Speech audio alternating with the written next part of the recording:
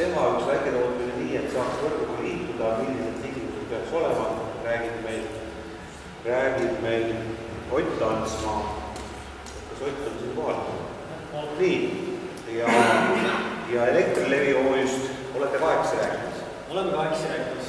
Nii, Ott Antsmaa ja Andro Ennok räägivad meil siis, mida teha, et kui päikesepaneelid siin katusel on ja võrk on maa all ja õksuotsupad töötavad ja kellel on järvel on otsad kaablis, et mis selle elektrienergiaga teha ja kuidas seda kõike projekteerida, palun? Jah, et meil on kahekesi, siis võib-olla Andro teeb sinna otsa lahti. Mina olen Elektrilevist, olen tegelenud selle tootjate teemaga juba vist viimased 4 aastat või isegi vist natukene rohkem. Ja võib-olla räägiks natukene kõigepealt paari sõnaga, mis see Elektrilevi üldse on ja millega see tegeleb. Et tihti aetakse segamini meid elektrikaubitsejatega. Kuna see saal vajab, kus on piisavalt kuulda, siin nagu öeldi, et peab rääkima, muidu lihtsalt tagumise peale ei kuule. Peab rääkima selge, kõla, diktsiooniga, häälega, et inimesed et siis, aga muidugi inimesed võivad lähemalt, et teisi reaalselt väga hästi kuulda. Vabandust. On kuulda. Lihtsalt saal vajab, see on mitte sinu, vaid saali. Okay. Ühesõnaga, Elektrilevi on siis võrguettevõtja ja Elektrilevi ei kaubitse elektrienergiat, ei osta, müü seda. Et kui te vaatate nüüd, kus roll meil üldse on, siis ühest otsast on tootjad, kes tahavad oma elektrienergiat kuskil maha müüa mingi viisil. Ja meil on siis see infrastruktuur, kes pakub seda võimalust. Aga ütleme, see energia kaubitsemine käib turul läbi siis energiakauplejatega. Elektriarve koosneb siis võrgutasudest, elektritasudest ja maksudest. Et meie tariifi reguleerib Konkurentsiamet sisuliselt. Me rohkem ütleme, midagi ei võta tootjatele lisaks, et võrgutariifi neid ei ole. Et on ainult tarbimise osas rakendavat võrgutasud. Et üldiselt on niimoodi, et jaotusvõrk siis pakub võimalust liituda tarbijatel ja tootjatel. Ja kui me räägime täna tootjatest, siis vastavalt võrgu eeskirjale saame jagada siis 3 suurde rühma. Ühest küljest siis mikrotootjad, väiketootjad ja suurtootjad. Kindlasti huvitab teid kõige enamast mikrotootjate osa, mis on hoonetele kõige sobivam lahendus. Ja siinkohal ma annaks üle oma kolleegile, kes on meil mikrotootjate alal kõige suurem spetsialist.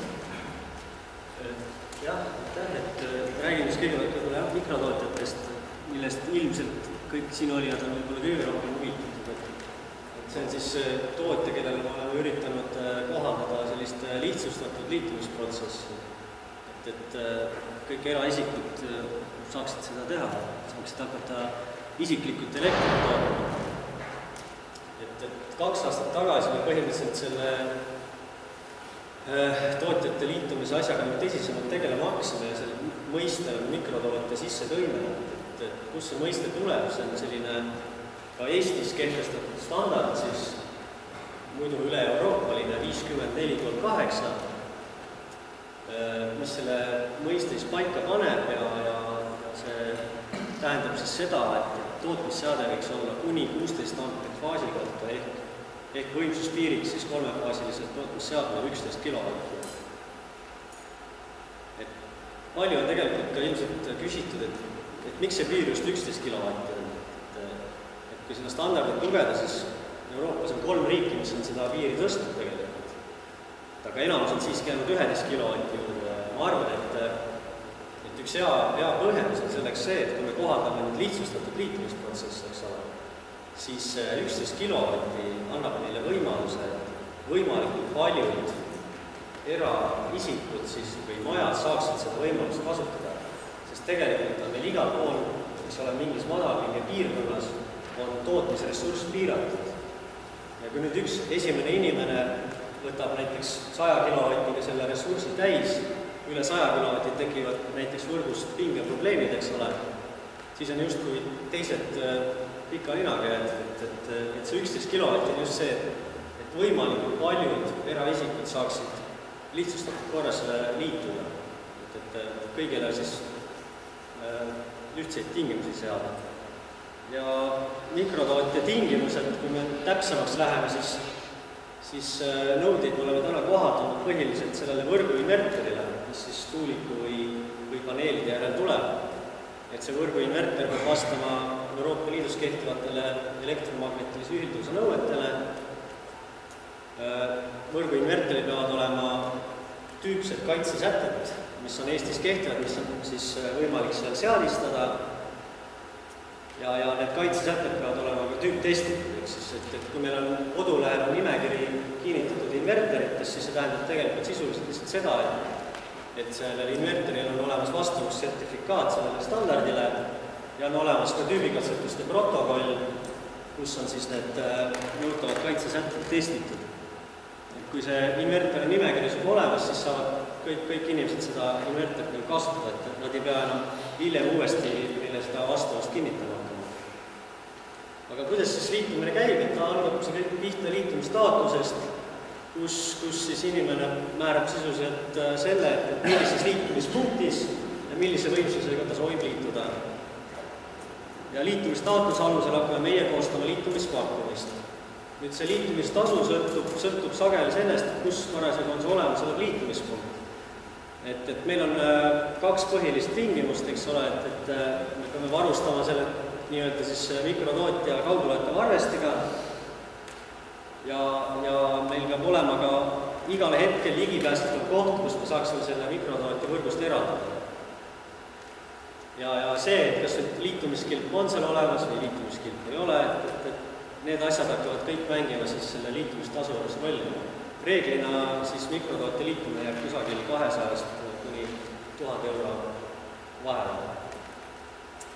Ja kui tingimused on sobivad, siis ei muud, kui sõlmime liitumislepingu ja asume protsessiga edasi minema.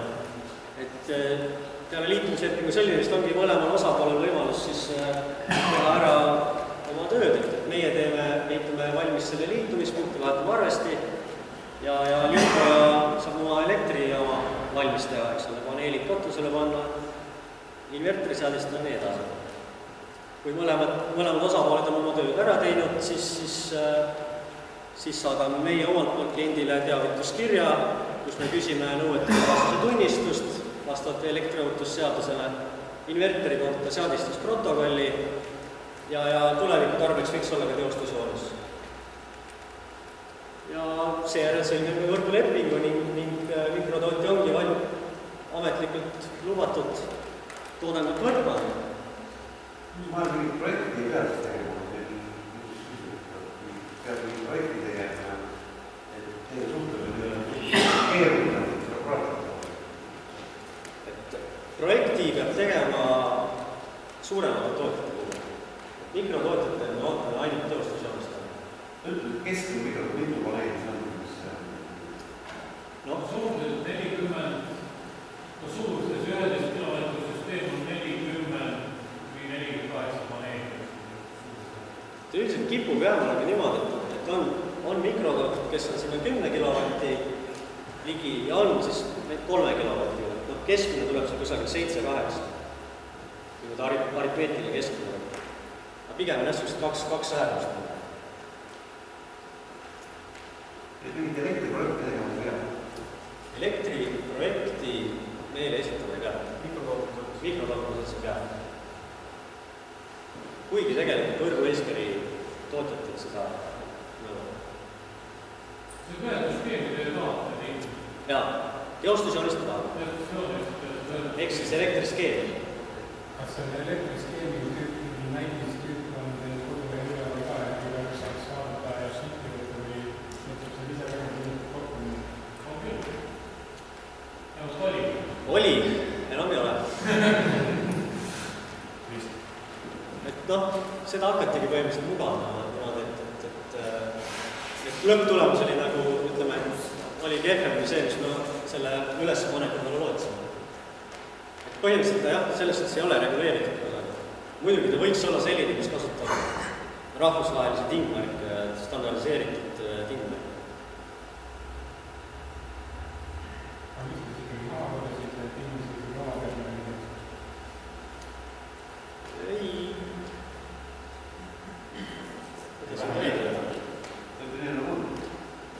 Ütleme niimoodi, et sellest ei muutunud midagi seal üleval. Teostatsioonis, mis kliendid meile esitasid, ei muutunud ei paremaks või halvemaks. Aga mina kui näiteks tahaks seda tegemisest, kus ma selle info saadud, sest siin on meil majamaalik, kes võib-olla tahaks liituda ja siin Rakveres tahaks teha. Võib alati võtta meiega ühendust. siis saadate selle joonise eralduse, et seda peame võrgu veel üles. Me saate näiteks koos Minu meelest saab neid töödika teha ainult pädevussuudustuse viimine, on ju? töid muidugi, jah. See oleks keegi ka teha.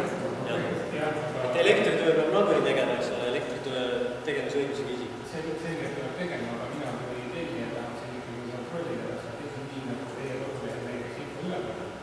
Et ma ei saa seda töö vastu võtta sellelt tellijalt, neid pädevussuudustusega inimesi on ka lähtnud erinevad. Aga kas te tahaksite projekti esitada? Ei mitte projekti, aga sellist tüüpehitust siin. Iseenesest ma neid projekte ka vaadata. No, eks iga kliendi paigad on ikkagi erinev. Et me ei saa panna tüüpset skeemi, mille alusel nüüd hakata vaatama, kas see välja ehitatud asi on õigesti tehtud või mitte. Et seda peab tegelikult ka garanteerima see hilisem nõuete kaasuse kontroll ja tunnistus. Mis tegelikult selle asja elektriohutusseaduse põhiselt paika panna. Et jah, see paigaldis. Kes jagab see, teeb selle skeemi ja saab sellest asjast ka hakkama ja kes sellest ei jaga, sellele on sellest tüüpskeemist kasutust mingit palvust. Vabandan, et ma vastan sama. Ei. Kui on küsimusi, siis võib küsida. Aga ma annan see Andro juttu üle, räägib natuke suurematest vaatavast ka. Võib-olla selle kurva uudise peale natuke täiendaks, et 2017 peaks olema kauglugemisprogrammi seadmata, et kõik need arvestused on vahetatud. Võib juhtuda, et see liitumise eest võib-olla peab, et maksima ainult tuleb see arvest ümber seadestada, et arvesti õigesti loeks. Võib-olla siia juurde nii palju, et siuke sündmus oli meil mõnega võrgus, et inimene pani oma väiksema neid üles, hakkas usinasti tootma, aga unustas meiega siis selle kooskõlastada. Nüüd oli seal üleval see vanad tüüpi arvestamine, siis luges kõik toodetud elektrienergia tundmata suunda siis tarbimisulka. Ja mis siis juhtus oli see, et siis inimene pidi rohkem maksma siis tarbimise eest, tulemas null. Aga liigume siis edasi, et ma räägiks natukene siis niimoodi lühidalt, et ma ei tahaks väga pikalt rääkida, sellepärast, et see on nagu natukene keerukam lugu. Kogu see elektritootjate protsess, mis jaotusvõrgus on tegelikult 21 lehekülge pikk dokument ja mahub protsessina 5 A3-le. Aga nüüd hästi lühidalt kokkuvõttes näitan siis kõigepealt ära, kuidas nad jagunevad. Me oleme üritanud ikkagi teha natukene lihtsamaks väikestele tootjatele, et nii palju kui võrgu eeskiri seda võimaldab. Et me ei saa ka päris sedasi teha, et me Vabariigi Valitsuse määrusega seaduseid loe ja lähme nendest täiesti mööda. Meil on ka mingid kohustused ja lõpus, kui te tahate saada toetust, näiteks Eleringist, tootjad tihti ehitavad ikkagi oma seadmed sellised, et ära tasuks ja arvestavad selle toetusega seal sees, siis peavad nad vastama võrgu eeskirjale ja meil olema võimalus siis anda selle kohta kinnitus või siis Eleringi kinnitus anda. Ja selle kinnituse alusel hakatakse hiljem toetust maksma. Nüüd, et väiksed tootjad ja suurtootjad, põhiline erinevus on siis võimsuses ja huviliste osakaalus. Mida suuremaks lähevad toodetud võimsused seal võrgus, seda suuremat mõju sellele Eesti elektrisüsteemile üldse omab. Et sellest tulenevalt siis ühel juhul on siis saame lihtsustatud seda asja teha, teisel juhul siis on juba päris keeruline protsess, et igasugused primaar- ja sekundaarreguleerimised, mudelid, modelleerimine, verifitseerimine ja väga põhjalik katsemõõdistamine ja ühiskatsed võivad sinna siis tulla, et mis võib-olla keegi lehest lugenud, et kuidas pandi seal Tallinnas Irus seda prügipõletusjaama peale, mitu korda tehti ühiskatset, kus siis asjad oli inimestel putuid siis maha põletsid. Aga väike tootjate liitumisprotsess on siis selline, et kõigepealt esitatakse liitumistaotlus, klient soovib, selle pealt on liitumislepingu pakkumise. Kui lepingu pakkumine on allkirjastatud mõlema poole poolt, siis hakkab põhimõtteliselt koos tegema. Kliendi poolt ootame siis projekti, selle kooskõlastamist, mis vastaks siis võrgu eeskirjale. Et meile on pandud määrusega kohustus kontrollida siis seda. Kuigi tihti me ei tahaks väga seda teha, aga kahjuks seda täna on. Seejärgi asume ka meie projekteerima, ehitama. Ja kui klient on oma projekti ära kooskõlastanud ja selle valmis ehitanud, siis hakkame seda katsemõõdistama. Selleks ajaks sõlmime kliendiga katsetamiseks katsekava ja ajutise võrgulepingu katsetamiseks. Kliendi valitud mõõdistaja siis teeb mõõdistused ja esitab need meile siis jällegi vastavuse hindamiseks. Me võtame siin kõrvale võrgu eeskirja vaatame siis, kas need siis tulevad vastavad.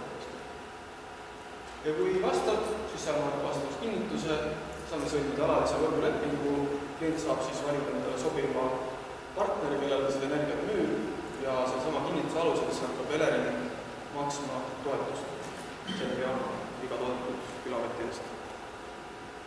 Nüüd liikudes edasi, suurtootjad alates ühest megast on suhteliselt samas vasakpool osas, mida me kliendid tootame ja mida meie teeme, aga nüüd lisandus siia Eleringi süsteemi andmine.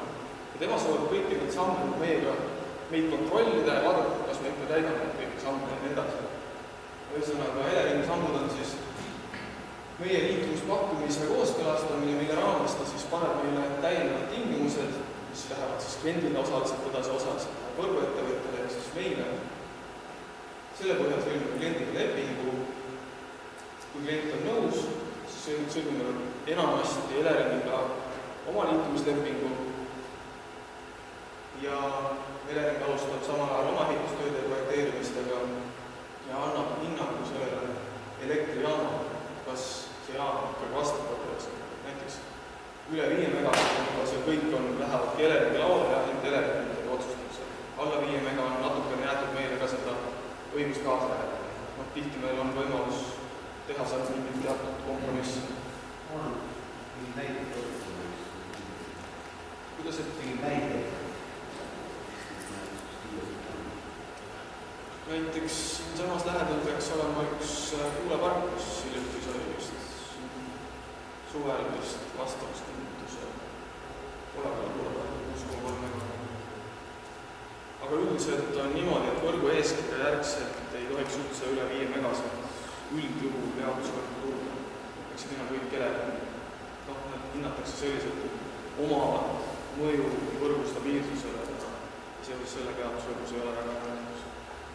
Peaks olema pigem põhivõrgus. Kogu see info, mis elektrilevi puudutab, on meil kodulehel toodud, mis annab enam-vähem toodud ära need tähtajad, kui kaua mingi etapp enam on aega võtta. Et näiteks pakkumise saate väiketootjatele, mis on alla mega 30 päevaga, mis tuleb Eleringiga kooskõlastada, tulenevalt Eleringi ütlevast tähtaegadest võtab 150 päeva. Eleringi lepingutes tavaliselt on tähtaeg sees väljaehitamise tähtaeg kuskil 900 päeva, üks 3 aastat, 2,5 aastat. Et selles suhtes elektrilevi ehitab tavaliselt oma võrguühendused välja kuskil aastaga. Tihti on nurinad sellele, et miks nii pikalt. Me ei saa kahjuks midagi teha, kui süsteemi allur enam luba paneb, siis enam võrgulepingut. Samamoodi nagu väiksed tootjad tulevad meie võrgu või siis suurtootjad peame meie omakorda minema süsteemi allur juurde ja sõlmime nendega omakorda. Ja liikudes siis edasi, lisalugemist kogu selle teema kohta on siis näiteks riigiteatajas meie kodulehel ja süsteemi alluri kodulehel kõige olulisem asi, mida tasuks lugeda, on võrgu eeskiri. Ja see on 3. jagu, seal räägib täpsemalt siis ära, milliseid seadmeid on vaja millistele konkreetsetele jaamatüüpidele. Nõuded tulevad peamiselt võimsusest. Ütleme jah, et tuulikute osas on lisatingimused. Et see olekski praegu siis kõik minu poolt, kui on küsimusi ja meelega vastaksin. Aga üle 5 mega siis ei saa liikuda?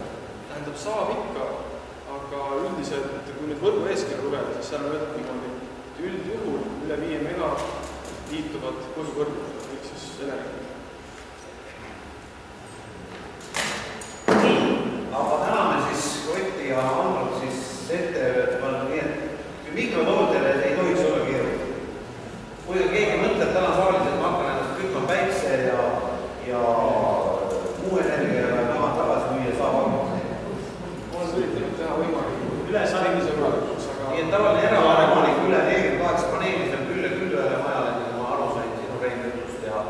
ja nii, et kui vähegi tunne on, et saab siis ühendust võtta, et siis kontaktid jätke meelde endale Ott Hansmaa, et Elektrilevi ja siis ta saadab need nii-öelda, umbes saadab need nii-öelda näidisprojekti, aga see meie raamat ei ole. Ei ole tänu.